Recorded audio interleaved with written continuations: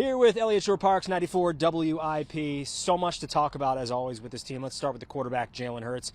Not his best performance. In fact, it may have been one of his worst performances against the Chargers in L.A. There is maybe a small but vocal minority of people who believe that he should be benched. Are you among the people that believe that? No, absolutely not. I do not think they should bench Jalen Hurts. Now, to be clear, his play warrants the discussion. He's not been good this year. He's not having a good season and has been reported by basically every national media outlet. The Eagles feel he is limiting him in the passing game. That being said, he has earned the right to have this job. He is arguably the best quarterback in franchise history. He won them a Super Bowl last year. He took them to a Super Bowl 2 years ago. Players are going to struggle. Every quarterback in the league has limitations. But I would caution anyone that either wants Jalen benched or anyone in maybe this building back here that thinks he's limiting the team. It took them 20 years between Donovan and Jalen Hurts to find a franchise quarterback. Do I need to remind you of Sam Bradford, Kevin Cobb, Carson Wentz, right? Like Michael Vick was exciting for a year. He wasn't a franchise quarterback. Jalen has done things for this team that other fan bases would kill for. So he's playing poorly, and he's why they lost on Monday night, but I do not believe he should be benched. If the struggles continue with the offense, though, maybe it won't be the quarterback, but do you think a major move will happen sooner than later?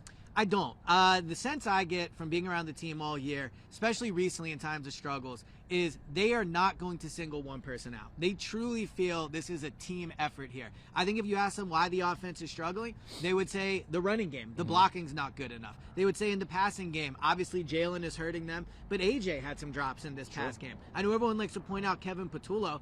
Guys are open, right? Patullo is scheming guys open, but also they're making sloppy mistakes, and that falls on Patullo and Nick Sirianni. So I think heading into the playoffs, which is where they will be, the best path they have is to go with continuity and hope this group of players and coaches can fix it. Because if you make a major change, that could backfire big time, much like it did in 2023. Just feels like one step forward, one or two steps back for this offense the entire season.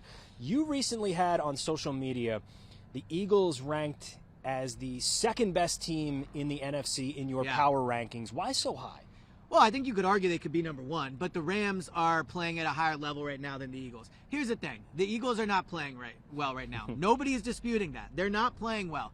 They are still a team that has more playoff success than every other NFC team right now, than arguably the Rams, but they've had much more success recently than the Rams have. If I'm Chicago, do you really want to play the Eagles? They have no playoff experience. If I'm Seattle, they haven't beaten a good opponent all year. I'm supposed to believe an Eagles team that won the Super Bowl last year, that beat had the Chiefs, the Rams, the Lions, the Packers, is really not better than a Seattle team led by Sam Darnold. We can all be emotional and say they're not playing well. We also need to be realistic. This team's resume warrants some respect in terms of what they can do in the postseason. So, yeah, I would pick the Eagles to beat the Bears in the playoffs. I would pick the Eagles to beat the Lions and the Packers because I've seen them do it. So, yeah, I still think they are, if not the best team in the NFC, they're at worst the second best team. Well, the offense is struggling, but the defense certainly warrants plenty of respect around the league. Just a lights-out performance, one of the best we've seen under Vic Fangio in L.A. against the Chargers.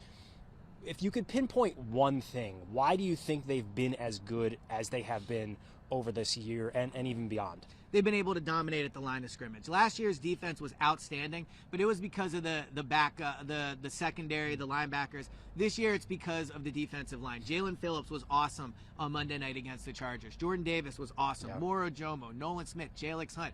Brandon Graham, we just heard Vic Fangio tell us, he played defensive tackle for the first time in his career and played well. So their defensive line is able to blow up opposing offenses. Justin Herbert was pressured on something like 72% of his dropbacks. Unbelievable. If they do that on Sunday, the Raiders might not score a single point. Now, the Eagles' offense might only get 6 points. But, yeah, I think the Eagles' defense is a unit to believe in moving forward. It's funny you mention that. If it's a 6-0 game, that means the Eagles won't be covering because that line is 11.5 right now. Is that too high for this game? Definitely. That's way too high of a line. I mean, let's think about what Sunday is going to be. First of all, we're out in the cold and the wind right now. It's going to be even worse on Sunday. We know this offense can't throw the ball in the wind. It's 1 o'clock. It's an unfamiliar opponent. And it is going to be a very hostile environment on Sunday. Yes, they're going to be home, but let's be honest. Fans are ready to jump all over this team. If they go 3 and out on the first drive, it's going to be ugly. So it is going to be – the Raiders are not a good team. it's a tough environment the Eagles are walking into on Sunday. So the 11.5 points, I don't think they will cover it. I think they'll win, but that's a lot of points for a team that's struggling even to get over 20 points right now. You mentioned the elements right now. It is freezing. It is windy. You're holding the steel mic with no gloves. Real football man like right a now. madman. You were just in L.A. in SoFi Stadium in the Dome. Do you still believe that football should be played indoors? I mean, honestly, I think the Players Association should demand every new stadium that's built should be inside. It's insane. Do you see what the weather's going to be in Chicago? It's going to be minus 20 degrees. It's a health hazard. Why are we making these elite athletes that we want to see perform at their best go in these competitions? I just said I don't think they'll be able to throw the ball because of the wind. You know what I'd like to see? Jalen Hurts and A.J. Brown throw the ball in a non-windy situation, because he looked actually pretty good doing it last week when he wasn't turning it over. So, no, it's going to be miserable on Sunday. I know everyone loves their football weather, but I think every single game should be played inside, and we'd see better football, and my hands wouldn't be as cold. I love to wind you up on that topic. Last one, Eagles, Raiders. We know the Raiders are not very good. They're the worst team in the NFL. But what's the key to victory in this game? Yeah, so the key, it's hard to say a matchup here. I mean, Max Crosby is a really good edge player. We'll see if Lane plays. Wasn't out there at practice so far this week. So Fred Johnson versus Max Crosby, that'll be a matchup.